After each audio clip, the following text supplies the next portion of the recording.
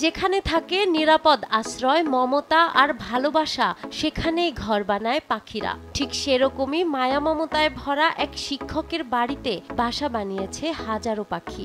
দিনভর তাদের কলকাকলিতে মুখরিত থাকা এ বাড়িটি এলাকাবাসীর কাছে এখন পরিচিতি পেয়েছে পাখির বাড়ি হিসেবে।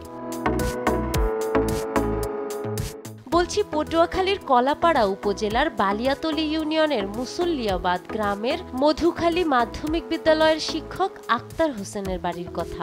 চারপাশে গাছগাছালিতে ভরা এবং কোনো যান্ত্রিক শব্দদূষণবিহীন বাড়িটি যেন বুনো পাখিদের অভয়ারণ্য। হাজারো সাদা বগ, পানকৌড়ি আর বাদুড়েরা এখানে থাকছে প্রায় 40 বছর ধরে। বাড়িটিতে প্রবেশ করলেই এসব পাখিদের কলতানে প্রাণ জুড়িয়ে যায় যে কারো। এই বাড়িটি আসলে মোল্লাবাড়ি নামে পরিচিত, কিন্তু আসলে এলাকার সবাই জানে এটা পাখি বাড়ি। এখানে এই বাড়িতে এত পাখি, যে পাখি আসলে অসংখ্য পাখি, এখানে পাখি কাউকে ধরতে দেওয়া হয় না। এবং আমরাও চেষ্টা করি, সবাই মিলে চেষ্টা করি যাতে যেন এই পাখি কেউ যদি ধরে না নিয়ে যায়। এরপরে বাদুর তো সবসময়ই থাকে, আর যখন উন্নাকাল আসে, আমাদের বরিশালের ভাষায় যে উন্নাকাল মানে সিজনে, তখন দেখা যায় বিভিন্ন শালিক, এরপরে আরো বিভিন্ন প্রজাতির পাখি থাকে। আমরা ছোটকাল থেকে এই বাড়িতে পাখি আমরা দেখতেছি, অনেক বিভিন্ন ধরনের পাখি আছে, যেমন বক আছে, বাদুর আছে, তারপরে ওই যে আমরা এই কি কয় পানি কেন্দ্রি, তারপর চড়াই পাখি, মানে বিভিন্ন ধরনের পাখি এই বাড়িতে আছে, আমরা ছোটকাল থেকে দেখতেছি।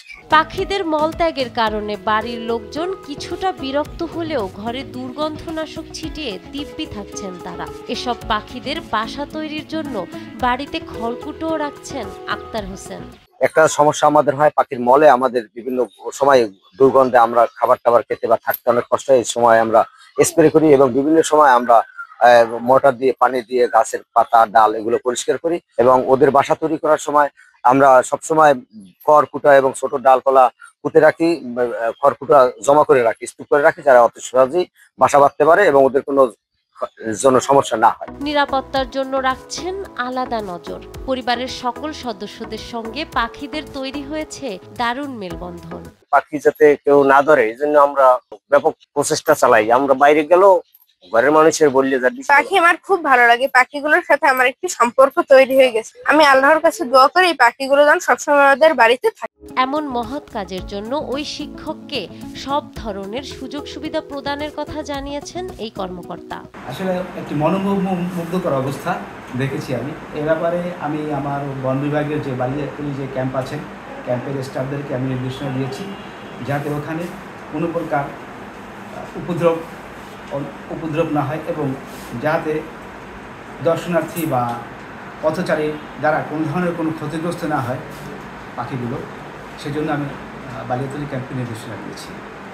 আর এই ব্যাপারে যদি কোনো প্রকার সাহায্য সহায়তা লাগে জনাব আখতারুজ্জামানকে আমি আমার রেঞ্জের দিক থেকে আমি সর্বদা সহযোগিতা করব। প্রকৃতির ভারসাম্য রক্ষাকারী পাখি সুরক্ষায় এগিয়ে আসবে সবাই, এমন প্রত্যাশা আক্তার হোসেনের। নাহার বৃষ্টি, নিউজ ডেস্ক, দেশ টিভি।